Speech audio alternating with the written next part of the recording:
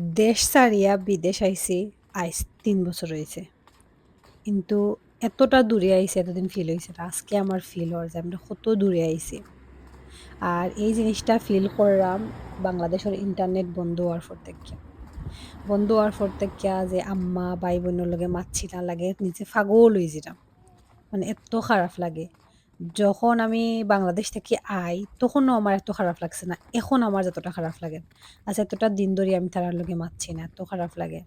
Even এত network এত বাজে করিয়া থুইছে, কার্ড কিনছি ফোনে মাথার লাগিয়া ইন্টারন্যাশনাল কার্ড, ওটা দিয়ে পর্যন্ত ফোন যান না। মানে কিতা হইতাম। এত খারাপ লাগের আরকি।